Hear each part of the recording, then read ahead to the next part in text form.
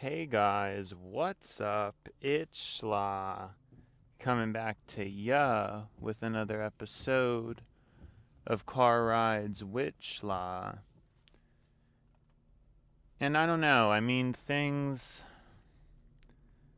one of those situations where you just don't even know anymore. I guess I don't. I feel somewhat numb. I feel somewhat just trying to process things and think about things, and there's always something. There's always just something. I still feel like a lot of people let me down, the world lets me down. And it's not even in a way where, because a lot of people can say that.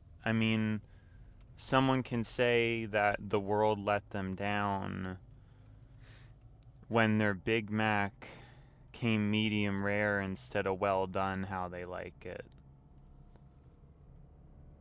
Someone can say that, but another person can say the world let them down when it prioritizes greed, and it even allows companies like McDonald's to exist, the support of the entire fast food industry, which I should start calling the slow food industry, because really what it is slow food.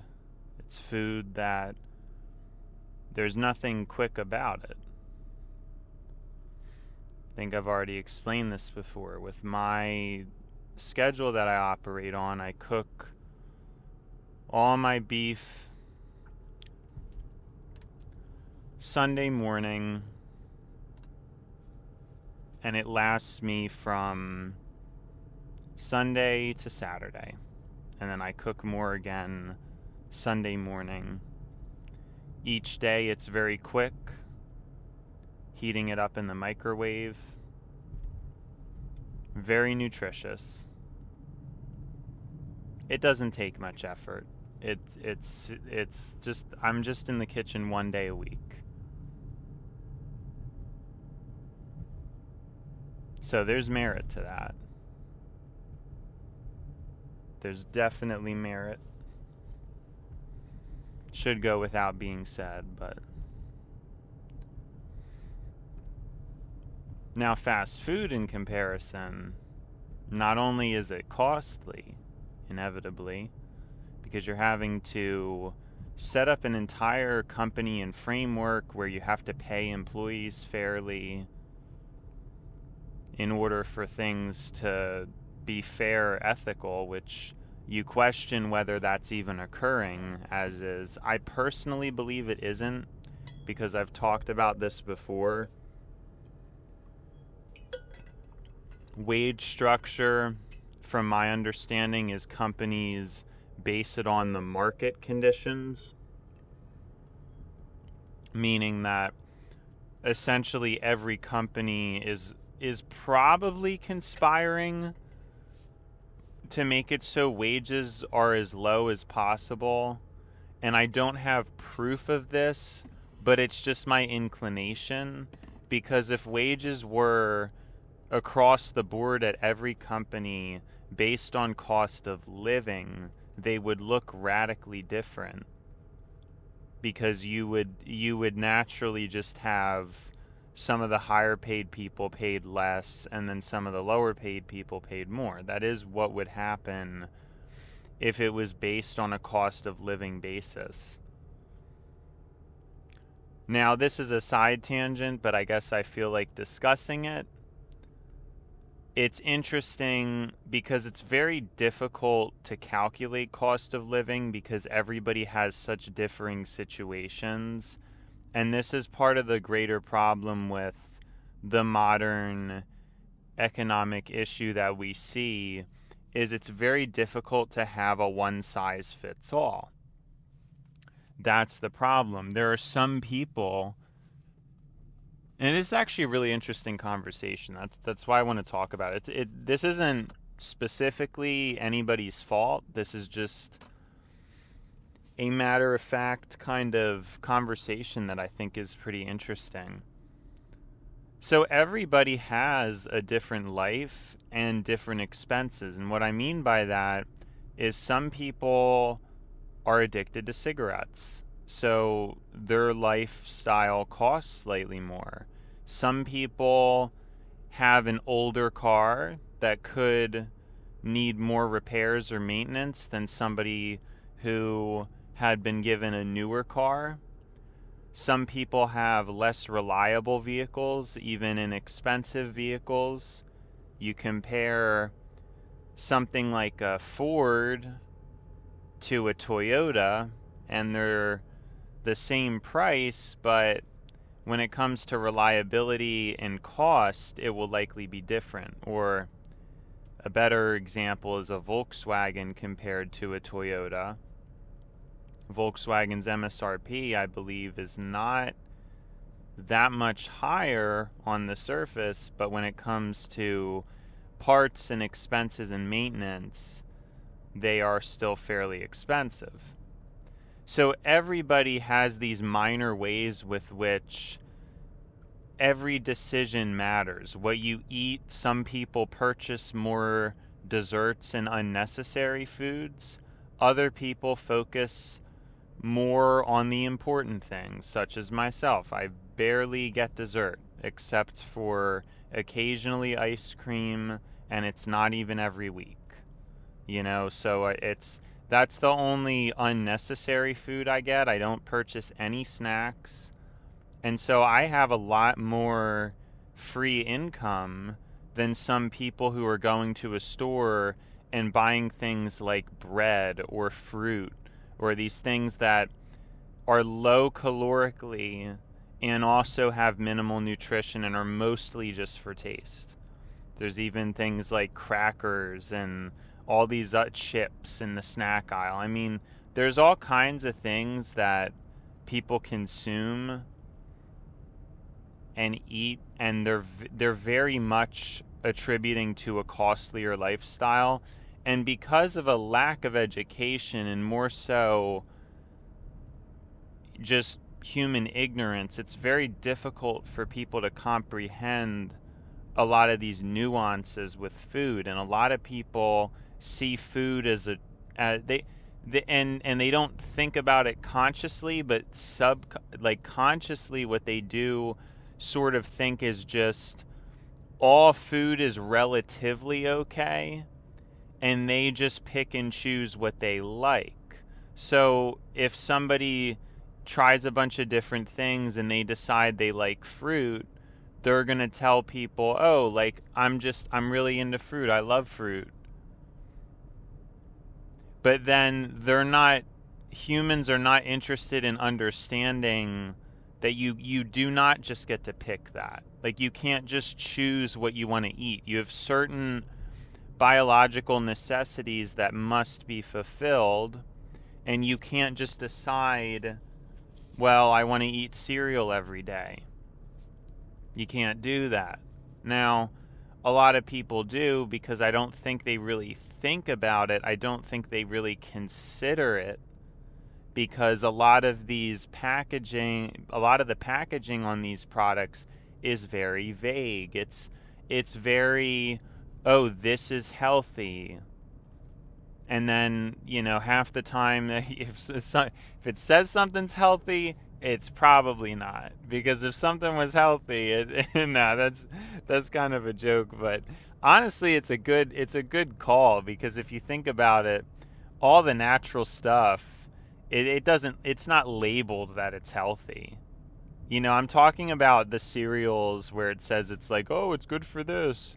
Or like, I think on peanuts it says it's good for your cardiovascular health, American heart. Like, no, you know what I'm saying? I don't know about that. I think the things that are just regular food that's unlabeled is going to be best for your health. And you can tell, well, that's another thing. People are not very intuitive about what they eat and how it affects how they feel. Obviously, I am. And so I notice nuances in taste, and I've been very keen on that. Same with fabrics. I think a lot of people wear polyester and just don't really notice it, whereas for me, it's been deeply therapeutic to have this merino wool. The texture and the quality of it is just, there's something so special. It's not smooth and soft in a smooth sense per se, but it is. It's almost gently stimulating. It's gently textured. It's just so perfect. It just has such a feel to it. You know, it's slightly stimulating. It's not just dead, which is how I see a lot of fabrics. It's how I see a lot of fabrics.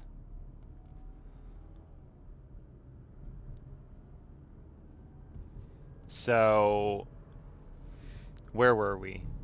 Yes, everybody has a different situation. And then here's a huge one. So we have variance in car costs. So if you have two different people with the same commute in terms of distance, one may have a car with higher mile per gallon, one with lower. So immediately there you have people with two different gas costs.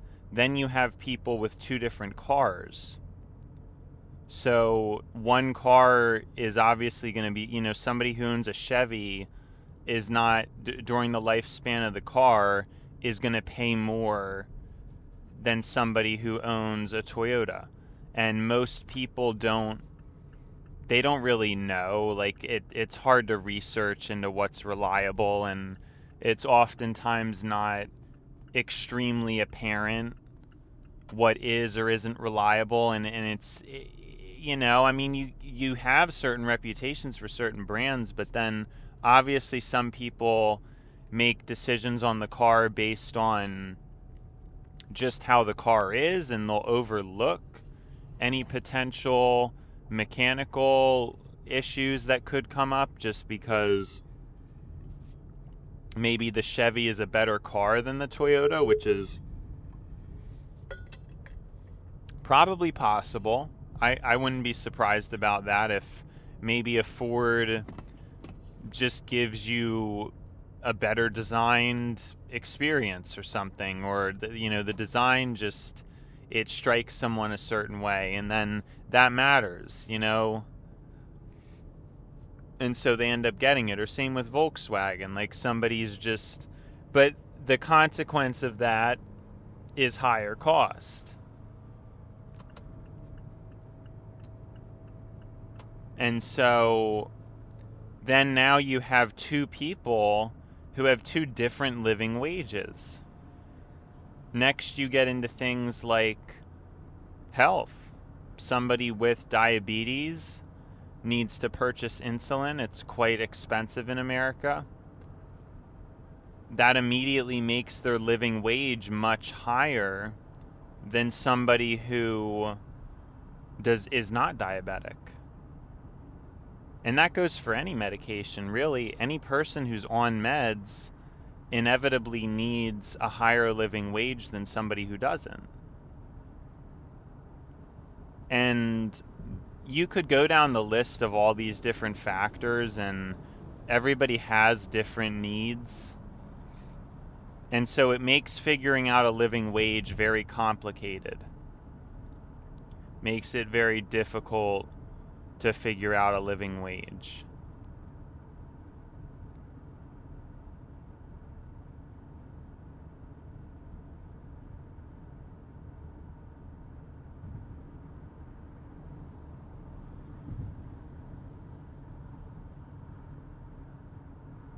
The biggest factor is obviously things like, well, before we get to the biggest factor, we'll get to the second biggest factor, debt.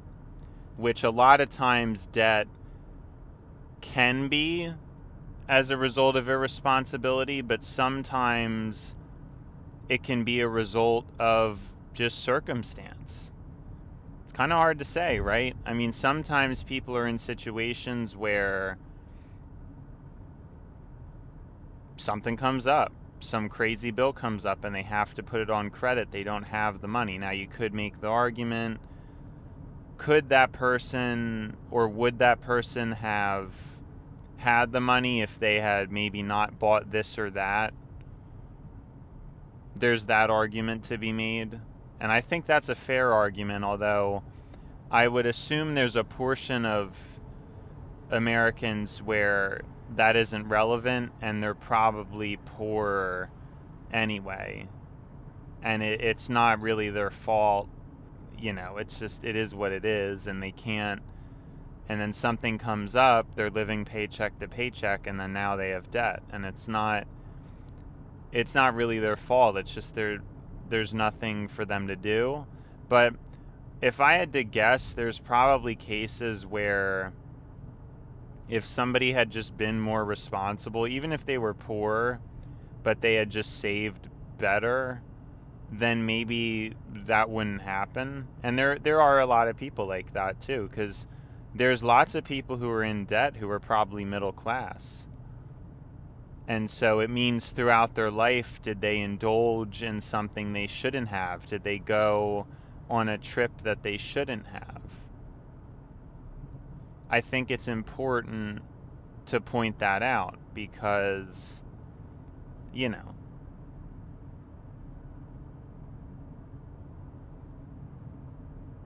it's there's a lot of factors, but the thing is, and it's interesting to think about this too, there is still a flawed mentality in that mindset of, oh, well, you know, people should just save better. Because the thing is, those younger people, well, usually younger, really any age group. I don't know why I just blurted that out. I guess I'm just envisioning a younger person in debt, but it could be anybody. The people who go into debt are stimulating the economy. So a lot of people whine and whine about, oh, people should just save better. But if people saved more, life would be different, and there would be less businesses and things like that, because you can't, I don't know. And then again, if people spend less, it means people are getting paid less, because presumably most of the things you purchase come from a place that pays employees in order to make the product. So somewhere along the line, somebody would get paid less if people stopped spending money. Even when it comes to eBay, it's a little different, but it's still an exchange of money. It's not like, to think of it as you have to save money, I just think it's a limited comprehension of how money works. I mean, you can be the one guy to hoard everything, but isn't that the problem? Is that really, do we want to see a society where, and I've mentioned this before, we just stop eating at restaurants because it's expensive, inefficient, and immoral? A lot of people don't want to see that. But yeah, of course, restaurants have no reason to exist. They're an incredibly, it's actually a severe luxury to be able to go out and get food. They don't need to exist. It would free up a lot of real estate. But the problem is it would also lose a lot of jobs. So, you know, there's always a give and take, especially economically. So I think it's a little bit upsetting that the spenders get blamed, but it's important for there to be spenders. And people who are savers just kind of, I don't know, hoard money and it doesn't really go anywhere. Now, you know, the bigger problem is that you can look into, you know, CEOs making multitudes more than the least paid worker. and things like that really being the main issue when it comes down to this stuff. Even if people shopped more at stores, they obviously wouldn't get paid more necessarily, because again, there's all these board members and CFOs and CEOs who who are getting paid, and that money could be probably more fairly allocated, but it's not. And so that's really the root of the issue. I don't think it's necessarily because people don't spend a lot, but I don't know. So spending is important. If you're spending money, money's going to somebody else. So I think the more important thing is ethical spending. That's the more important thing. Because when you buy Robux, a lot of that money is just going to a company that is already filthy rich and has very questionable morals in terms of enforcement of certain policies, very questionable ethics. Although Roblox isn't even that good of an example, because then you end up paying other people kind of when you buy stuff. So kind of a bad, obviously when you buy cigarettes, where's that money going to? Those kind of industries could get shut down, but there's still jobs associated with that, So again, if you shut down cigarettes, there'd be a lot less jobs. Well, I don't know. I don't know how many less there is. I don't know how complicated it is to make cigarettes. That's something I just don't know. But, yeah.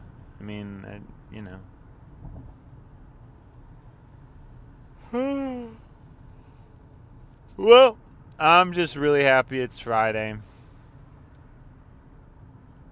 That's mostly what I'm happy about.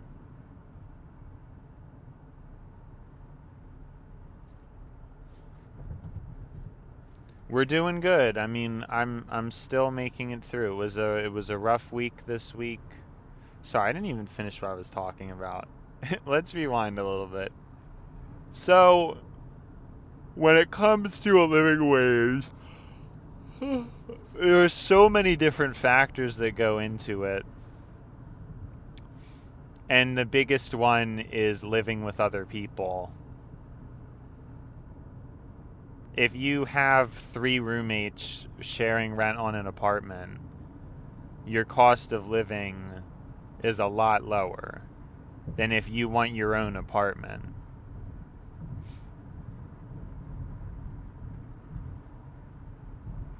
So I think you can see where I'm coming from.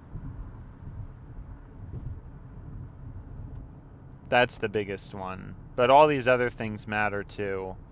People have different health expenses and all kinds of stuff.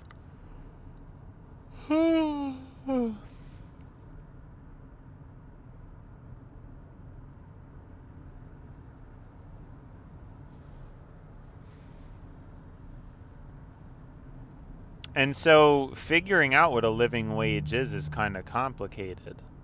And that's part of the problem is so many people live differently, and that wasn't always the case. There was a time where people actually did live relatively similarly.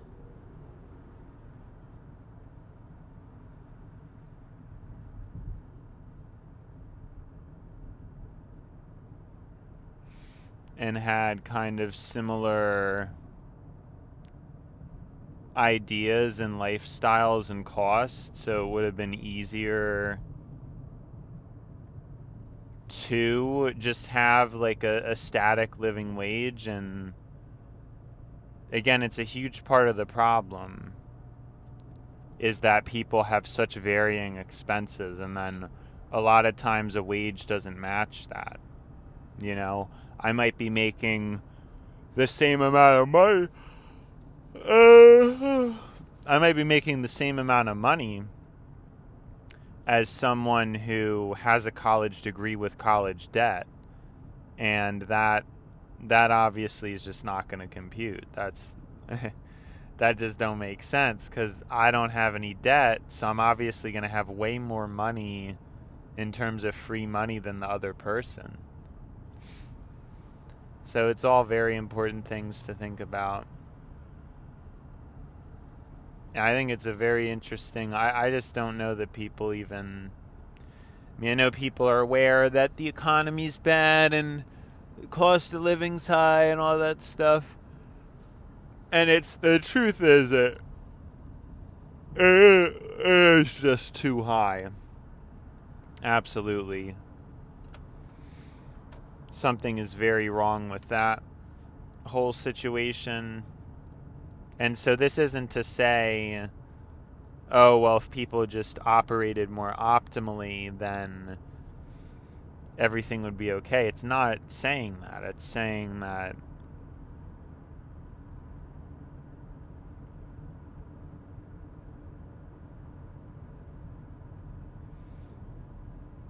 oh my gosh.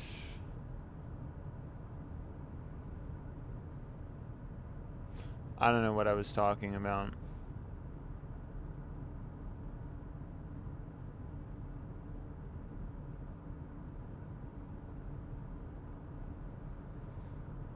Anyways.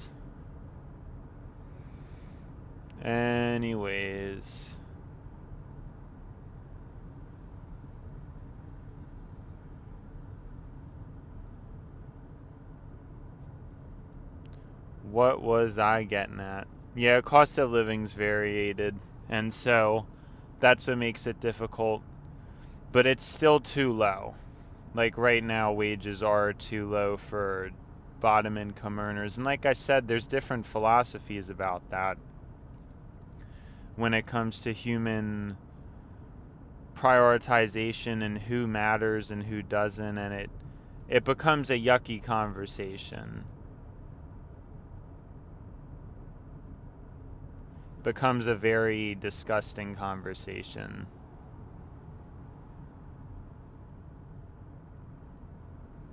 But it may be one that is more and more relevant increasingly as we try to figure it all out.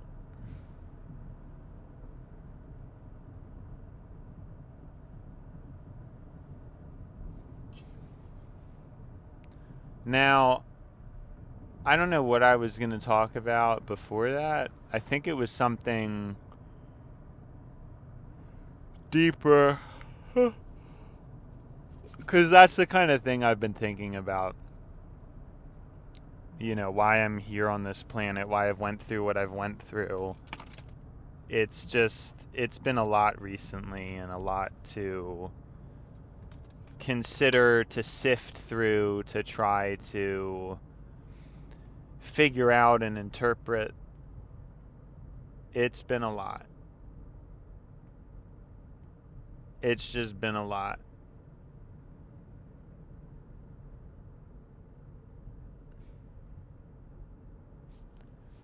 It's all been a lot. It's all been so much. But there's a lot of things that it's just, again, I've said it a million times, my life, it's not bad, it's strange. The ways that it's bad is strange. I feel like the amount of pressure that's on me has been crazy. And it's not, I don't mean the amount. I mean, there's a variance to it. Like, there's been points in my life I probably have been given the least amount of pressure of anybody. and just been able to get away with the most absurd things that I think a lot of people wouldn't get away with. And yet at the same time, there's certain things I can't get away with. There's certain things that it's difficult for me. No, sorry, that's not what I meant. Then there's certain pressures and expectations that are a little bit crazier. And they're odd. There's something odd about them. You know, I have these very extreme, strange expectations that a lot of normal people don't have to deal with at all. Like, there's if I had to go to therapy, which, you know, I'd be down. But I've never really been open to therapy because I feel bad. I guess I feel, I don't know, I just never wanted to have to do that. And it's not because I'm not open to it. I really am. I think it would be a really good thing. It's just there's a cost, and I don't like having to cost extra. And then, yeah, I just don't think it's right. You know, I think for a lot of people, it's important to not do that kind of stuff. And I guess a lot of the people I know who do get some kind of therapy, I don't agree with it. You know, like, I feel like they're actually wasting a lot of people's time and resources and things like that. So I just don't know how much I agree with the system, and it kind of upsets me. It kind of just upsets me. Because if I had a therapist, I think I would really get something out of it. I think I would really get a lot of progress. And then most of the people I see who have therapists, or people I've ever known, it doesn't really seem like they're using the therapist properly. And I guess that says a lot, right? It says a lot about maybe the type of people who go to therapy, maybe instinctively or not instinctively. I'm not entirely sure.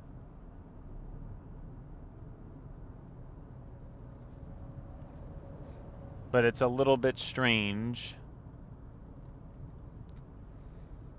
Well, I don't think it's strange. So I guess, yeah, I just feel like it's upsetting because I think I've known so many people who are going to therapists, and I should have a therapist, not them. I would actually be able to use it. But I guess that does point to, and I do think this is a fair way of looking at things. I know it's controversial, but I actually think things like therapy should be given to the people who are more emotionally competent, because it's so much less of a resource waste. And same with education. I'm actually a believer in education gatekeeping. I guess the difference is I don't agree with it when it comes to the basis of money. I think that can get very corrupt.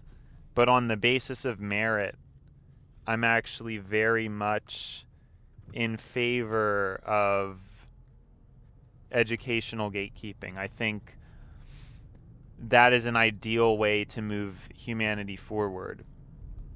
Because I get the impression that what happens is people are just very crazy when it comes to shoving tons of resources into helping people who are probably never going to amount to anything anyway.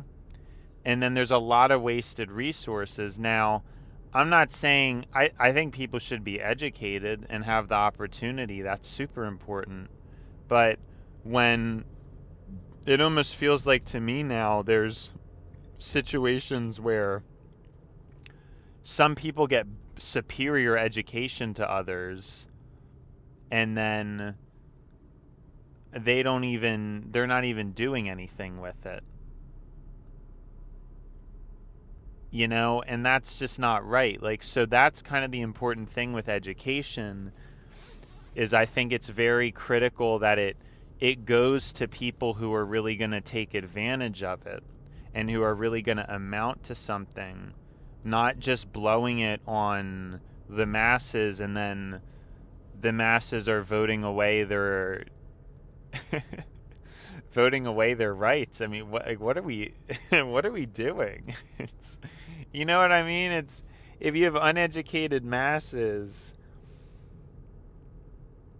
and they're voting and they're and they're going to school, like, we're using all these resources.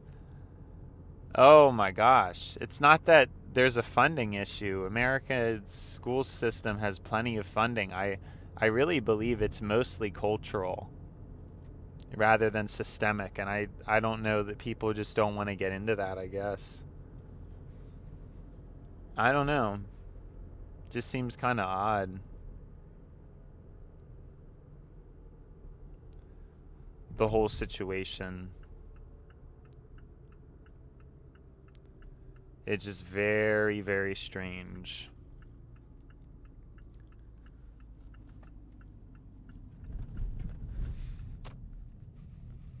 What's strange? I don't know. So yeah, I think gatekeeping is important for certain things. And really for fairness, that's the way it's affected me, because in school even there's a lot of people that got a better experience probably because they were louder, more obnoxious. And so as a result, they made out better, you know?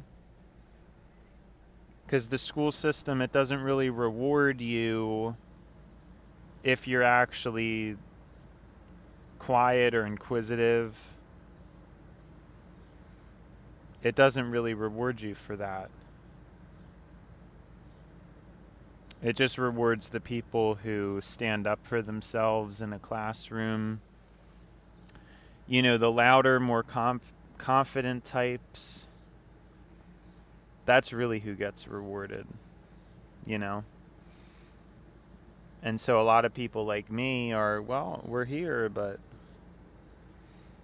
it's kind of more difficult for us to interact and figure that stuff out, because we're more focused on learning and trying to do the right thing, and not this battle of trying to run in front of everybody. You know?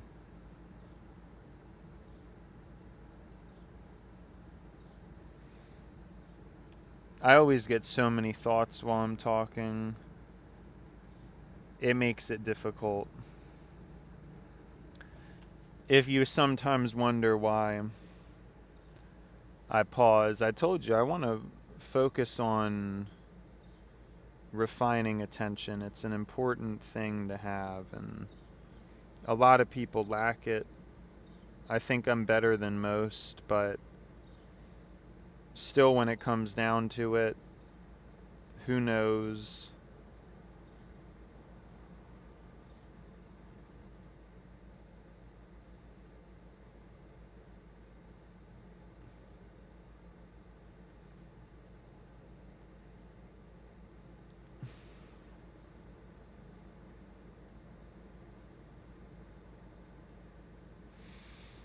Anyways, another day, another battle.